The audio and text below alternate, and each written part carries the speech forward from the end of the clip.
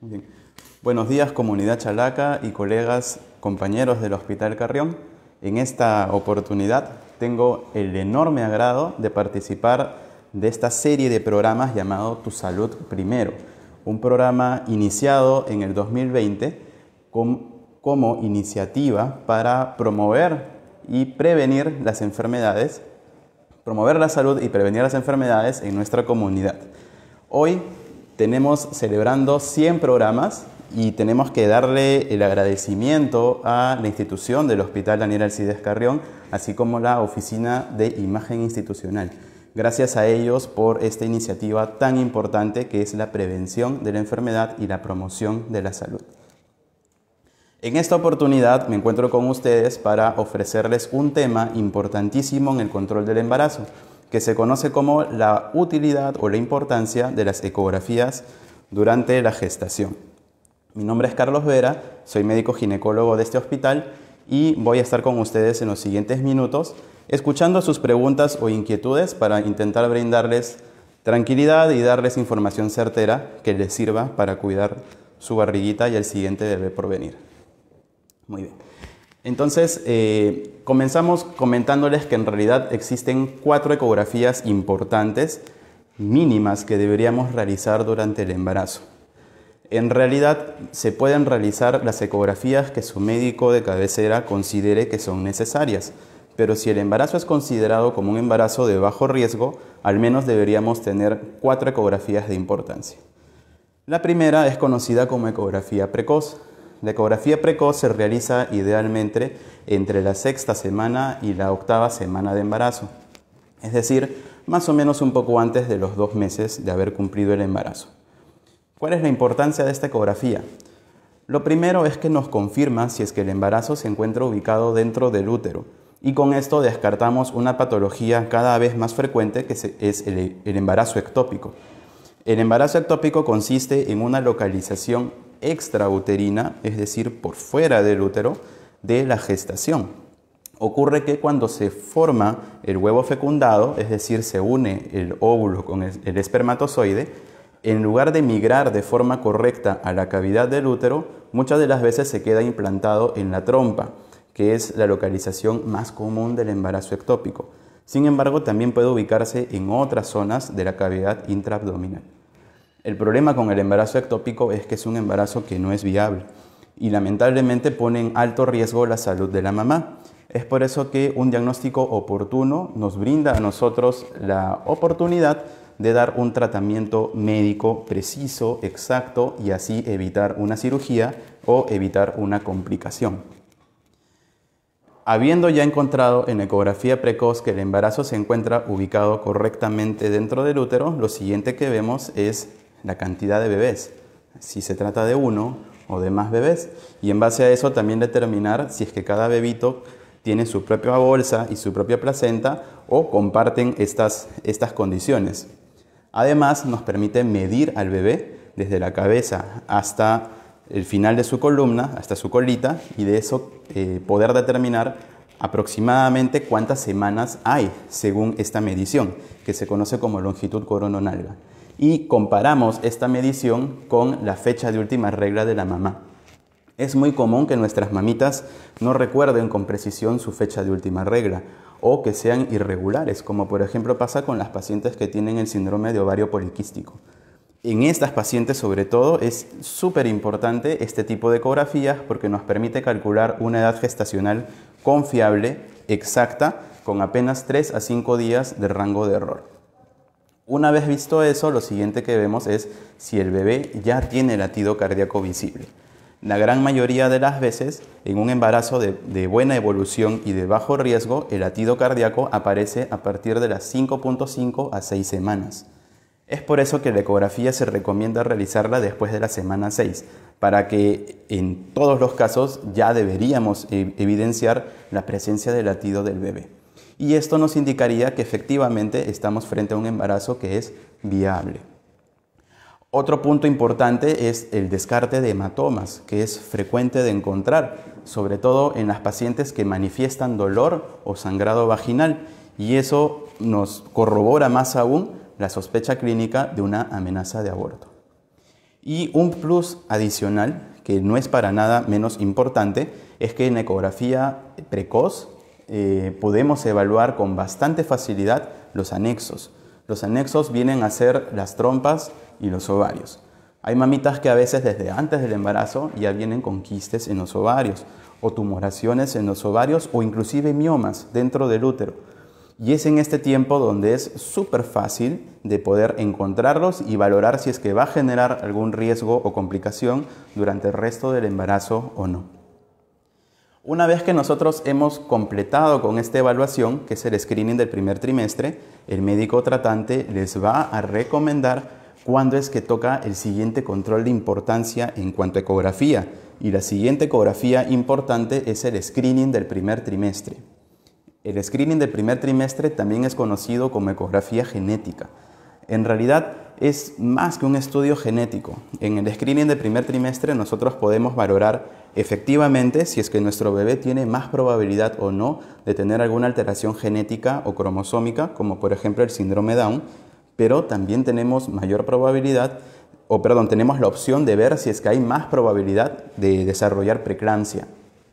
Ver si es que el bebé desde ahora ya tiene alguna alteración en la estructura de su cuerpo. Es decir, podemos hacer también un estudio morfológico. Y también podríamos intentar evaluar si es que hay riesgo incrementado o no de que el bebé crezca menos durante el resto de embarazo que queda. Es decir, si es que tiene riesgo de restricción de crecimiento. Primero, para el estudio genético, el colega que realice el estudio idealmente tiene que estar adecuadamente capacitado y adecuadamente aprobado, ¿no? La realización del estudio. Lo que va a hacer es medir al bebé nuevamente de cabeza a potito, es decir, la longitud corono-nalga. Va a evaluar algunos parámetros en la estructura del bebé, como el grosor de la translucencia nucal, es decir, el espacio que hay en la grasita de la nuca del bebé. Va a evaluar si es que ya es visible el hueso de la nariz y va a evaluar algunos puntos muy cercanos al corazón del bebé, como el ductus venoso, que es un vaso sanguíneo muy cercano al corazoncito de su bebé, y el funcionamiento de una de sus válvulas, que es la válvula tricúspide. Esto en conjunto, además de los antecedentes de la mamita, entran en un software, en un programa especial con el que nosotros contamos en nuestra unidad de ecografía para evaluar la probabilidad de que la mamá desarrolle, que el bebé desarrolle o no alguna alteración genética o cromosómica. Los resultados pueden ser tres. Si el bebé tiene un riesgo incrementado de desarrollar alguna alteración genética o cromosómica, se les va a informar como alto riesgo. Si el bebé tiene un riesgo intermedio o moderado, se les va a informar como un riesgo intermedio. Y si la probabilidad de que el bebé tenga alguna alteración genética o cromosómica es baja, se les va a informar como bajo riesgo. En el mejor de los casos y en la gran mayoría de las pacientes, el resultado sale como bajo riesgo. Y esto es bueno. Esto significa que lo más probable es que el bebé venga bien, lo más probable. Y pues el resto de controles del embarazo se conlleva como un embarazo de bajo riesgo. O sea, ahí vamos bien. Si el riesgo es intermedio, significa que aún hay dudas, aún no hay certeza. Y lo recomendable es ampliar el estudio. Y el estudio se puede ampliar con algunas pruebas de laboratorio, de sangre, que su médico tratante va a recomendar. Y en caso de que la mamita obtenga un resultado de alto riesgo, allí la recomendación es ampliar el estudio, pero no con pruebas de laboratorio, sino con pruebas invasivas. Las pruebas invasivas consisten en tomar una pequeña muestra del líquido amniótico o del tejido de la placenta y mandarlo a un estudio de genética. Y allí los colegas, los genetistas, nos van a decir si es que efectivamente nuestra sospecha se confirma o no. Es decir, si es que efectivamente se confirma el diagnóstico de alguna alteración cromosómica o genética en el bebé. Si nuestro ginecólogo, si vuestro médico tratante encuentra que la ecografía screening del primer trimestre para alteraciones genéticas está normal, pues no es necesario hacer ningún estudio adicional. En caso al screening de preeclampsia, es importante también aprovecharlo en este mismo estudio porque nos va a brindar la opción de predecir si la mamá tiene mayor chance, mayor riesgo de desarrollar preeclampsia en el resto del embarazo, sobre todo antes de que cumpla las 32 semanas o aproximadamente antes de que cumpla ya el 7º mes. ¿Cuál es el problema con la preeclampsia? Es una enfermedad que en realidad es bastante respetada o bastante temida porque genera presión alta en la mamá y genera disfunción de algunos órganos. Uno de los órganos que se puede alterar es el hígado y a veces el hígado en la mamita empieza a funcionar mal. Puede empezar a funcionar mal el riñón, puede haber inclusive alteraciones en la función de coagulación y en algunos casos también puede haber alteración en la función neurológica. La mamita puede convulsionar y como consecuencia de la convulsión puede haber desprendimiento de la placenta y en los casos más severos o más graves puede haber inclusive hemorragia dentro del cerebro de la mamá. Obviamente a mayor complicaciones o mayores cambios el pronóstico ya no es tan bueno. Entonces si no queremos llegar hasta ese punto, lo correcto es hacer controles preventivos y dentro de la prevención está justamente hacer este tipo de estudio. Porque si nosotros encontramos que analizando tanto los hallazgos de la ecografía como los antecedentes de la mamá, la toma de la presión arterial y el peso y la talla en el momento del estudio, encontramos que la mamá tiene alto riesgo de desarrollar preeclampsia a futuro, le indicamos nosotros un medicamento para hacer que ese riesgo disminuya. Con eso disminuimos en el mejor de los casos casi a la mitad la probabilidad de desarrollar preeclampsia y eso obviamente es súper beneficioso para la mamá. Y en caso de que no podamos evitar la preeclampsia, al menos disminuimos las probabilidades de que sea algo muy severo o muy prematuro. Entonces esta intervención es positiva porque nos brinda información y nos brinda también la forma de evitar una complicación a futuro. Si todo sale bien en este estudio, la siguiente evaluación es la ecografía screening del 2º trimestre, la que también se conoce como una ecografía morfológica. La ecografía morfológica idealmente se desarrolla entre la semana 18 y la semana 24. Es más recomendable esperar un poco más de tiempo si es que de repente estamos un poquito subiditos de peso, porque allí la imagen va a ser de mejor calidad y vamos a poder analizar mejor toda la anatomía del bebé. Como el nombre lo dice, al hacer una ecografía morfológica vamos a evaluar la forma del bebé, es decir, su anatomía, y hacer descarte de las principales malformaciones que puedan ser vistas en ecografía. Acuérdense que la ecografía es un estudio de imagen y que no nos permite evaluar la funcionalidad de los órganos del bebé, ¿sí? Salvo algunas limitaciones. Entonces lo que vamos a evaluar es si es que la estructura de su cuerpo, de cabeza a pies, se encuentra dentro de la normalidad o si hay algún hallazgo que nos amerite hacer más controles, o sea, un seguimiento más profundo. Si durante este estudio quizá no podemos encontrar al 100% o no podemos evaluar el 100% de su anatomía, pues se puede reprogramar una cita para completar la evaluación. Además del estudio morfológico, tenemos la opción de hacer una predicción de parto prematuro. Esto se hace midiendo la longitud del cuello uterino de la mamá. Y esto nos ayudaría a predecir si es que el bebito tiene mayor probabilidad de nacer antes de tiempo o no.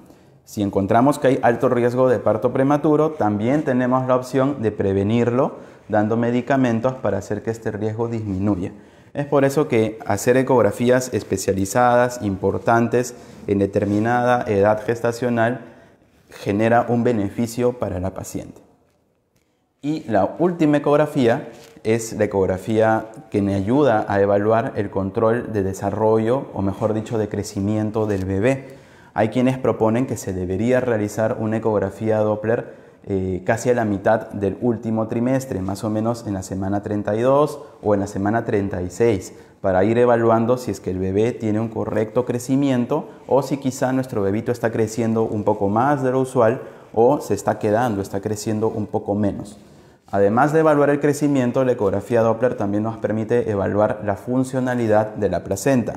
Vemos si la placenta, por intermedio del flujo sanguíneo a través de algunas arterias y venas importantes, estaría brindándole la correcta cantidad de nutrientes y de oxígeno para que el bebito crezca adecuadamente. Entonces, estas son las 4 ecografías importantísimas que se debería realizar en un control de embarazo de bajo riesgo, ¿sí? Tenemos algunas preguntas. Vamos a revisar. A ver, Francesca nos pregunta cuáles son los riesgos de salir embarazada durante la pandemia. Ya. En realidad, sobre todo meses atrás, durante la pandemia, pues hubo un impacto mucho más importante en cuanto a la disminución al acceso a la salud. Hubo bastante dificultad para poder acceder hacia un control prenatal de calidad, presencial, que nos brinde una correcta vigilancia y una disminución esperada de los riesgos. Hasta hoy en día, lamentablemente, hay establecimientos de salud que no actúan o no atienden al 100% por las limitaciones que la pandemia ha generado. Esto podría conllevar a que nuestras gestantes pues, no reciban sus controles prenatales presenciales como realmente desean y haría que sea un poco más dificultoso obviamente el encontrar alguna patología a tiempo y sobre todo poder prevenirla. Nosotros en el Hospital Carrión hemos habilitado 2 consultorios de alto riesgo y se estuvo evaluando la opción de ampliar la oferta porque tenemos buena demanda de pacientes y estamos recibiendo a las pacientes, a las gestantes de alto riesgo referidas de todos los establecimientos de nuestra jurisdicción. Tenemos actualmente 2 ginecólogos por día evaluando pacientes. Les hacemos el seguimiento nosotros mismos y les hacemos inclusive el control ecográfico.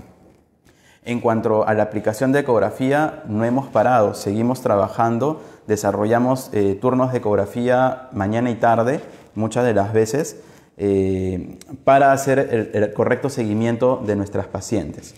Otra cosa que hay que tomar en cuenta es que al inicio a veces se malinformó o se malinterpretó que en la gestante el COVID-19 no producía mayor morbilidad o mortalidad. Pero estudios posteriores en realidad encontraron que en la gestante el COVID-19 suele generar mayores complicaciones y mayor riesgo de hacer neumonía. Nosotros hemos tenido pacientes de cuidado con COVID-19 que han ingresado inclusive a unidades de cuidados críticos. En realidad es una población vulnerable, es por eso que el Estado las está vacunando actualmente, ¿no? Y si tenemos mamitas ahorita que están por encima de las 28 semanas y aún no se han vacunado, vayan, no tengan miedo. Lo que van a hacer es proteger su salud, proteger la salud de su familia y la de su bebé. Vacúnense, es la mejor herramienta que van a tener para protegerse. Así no salgan de casa, no es necesario salir de casa para adquirir la infección. Si aún no está en nuestros planes tener bebés, pueden solicitar asesoría, ¿no? O consejería en planificación familiar, ¿sí? Si estamos con el deseo pleno de tener bebés en esta época, adelante, pero hay que tener los cuidados debidos. Tenemos una pregunta más. Sofía nos pregunta, ¿es probable que el bebé nazca con COVID si la madre se contagió del virus? A ver, muy bien, Sofía. Hasta el momento no hay una evidencia científica que el COVID genere un contagio vertical, es decir, un contagio a través de la placenta o a través del parto o de la cesárea. La gran mayoría de estudios lo que he encontrado es que los bebés nacen libres de COVID. Inclusive aquí el protocolo que suelen emplear nuestros colegas de neonatología es que los bebés que nacen de mamitas que tienen COVID les hacen la prueba del hisopado, ¿no? Antes de su alta, para hacerles el seguimiento y efectivamente ver pues, si es que han tenido algún resultado positivo o no. Conversando con los colegas hace poco más de unas 3 semanas me comentaron que hasta el momento no habían tenido casos positivos en bebés recién nacidos, ¿no? Lamentablemente lo que ocurría sí es que cuando venían a su control salían positivos, o sea, les hacían el control y salían positivos. Y allí la sospecha es que los bebés se contagian en la casa. A veces cuando nosotros estamos en la casa nos sentimos en nuestro ambiente de protección y no sabemos que el virus también entra a la casa. O sea, el virus no es que está en la calle, ¿ya? El virus lo portamos nosotros. Si nosotros no nos cuidamos bien, si yo he salido positivo y no uso mascarilla frente a mi bebé que es recién nacido, que aún no tiene defensas, evidentemente lo voy a contagiar. Y esos son los cuidados que siempre se le explican a las mamitas, a los familiares, para evitar contagios en ellos. Tenemos una pregunta más. A ver, Tania nos pregunta, ¿qué vacunas debe colocarse la gestante? A ver, de forma usual el control del embarazo involucra la vacuna la vacuna antitetánica, ¿ya? La vacuna contra lo que se ha estado colocando hace poco, el refuerzo de rubeola, y hoy en día pues también las vacunas contra el COVID. Un buen promedio para la colocación de estas vacunas es a partir de la semana 27 o 28. También la paciente la gestante puede vacunarse contra la influenza o contra el virus de la influenza estacional. Son vacunas que están permitidas y que puede recibir la paciente con bajo riesgo de alguna complicación o alguna alteración.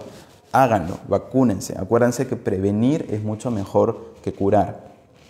Tenemos una pregunta más.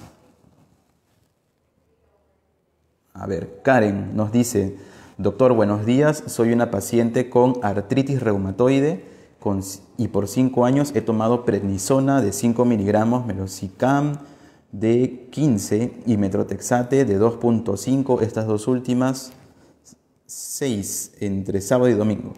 Mi consulta es si saliera embarazada el bebé podría salir con alguna malformación. Ya. A ver. Usualmente las pacientes que tienen algunas alteraciones inmunológicas como la artritis reumatoide no ven alterado el curso de su enfermedad durante el embarazo. Es decir, el embarazo no va a generar que haya un perjuicio o un beneficio de los síntomas de la artritis. Pero sí pueden haber medicamentos que la paciente consuma que pueden afectar al embarazo. Por ejemplo, el metrotexate es un antimetabolito, es un medicamento que impide el crecimiento celular y esto sí podría ser contraproducente en caso de un embarazo. Lo ideal en pacientes que reciban medicamentos como tú, por ejemplo, es que haya una buena planificación familiar, ¿no? Para evitar un embarazo sorpresa que pueda conllevar pues quizá alguna complicación, ¿no? Si el plan es tener bebés, lo ideal es que acudas a control con tu reumatólogo, ¿no? O con tu médico internista que esté llevando tu caso para que modifique quizá la medicación y de esta manera generar menos riesgo a un probable futuro embarazo. ¿Sí? Muy bien, entonces al momento no tenemos más preguntas. Acuérdense que en nuestro hospital nosotros somos un centro hospitalario de tercer nivel, es decir, tenemos uno de los más altos niveles de complejidad. Estamos nosotros capacitados y tenemos las herramientas para solucionar sus problemas de salud, no solo en obstetricia y ginecología, sino en las múltiples especialidades que se encuentran dentro de nuestra cartera. En cuanto a mi especialidad, estamos 100% brazos abiertos para recibirlas. Tenemos nuestra unidad de ecografía funcionando. Si nuestras pacientes tienen CIS, pueden solicitar su referencia a sus centros de salud para hacerles los estudios ecográficos pertinentes aquí en el hospital. Acuérdense que una ecografía precoz para el embarazo idealmente se hace entre las semanas 6 u 8. La ecografía screening del primer trimestre se hace entre las semanas 11 y 13. La ecografía screening del segundo trimestre a partir de la semana 18 hasta la 24. Y la ecografía Doppler cuando su médico considera que sea necesario o si es que se hace como un control de crecimiento del bebé, es oportuno hacerlo cercano a la semana 36. Independientemente de estas 4 ecografías, si su médico considera que es necesario hacer otros estudios adicionales, está bien. No hay límite en cuanto al uso de la ecografía. No por hacerse más ecografías el bebé puede sufrir algún tipo de daño. Hasta el momento eso no se ha encontrado durante varios años de aplicación del ultrasonido, no solo en ginecología y obstetricia, sino en todos los ámbitos de la medicina. Entonces, feliz de estar con ustedes el día de hoy, feliz de poder ayudarles con lo poquito que tengo para aportar y también feliz de nuevamente celebrar los 100 programas de Tu Salud Primero. Un abrazo grande y que tengan buena tarde.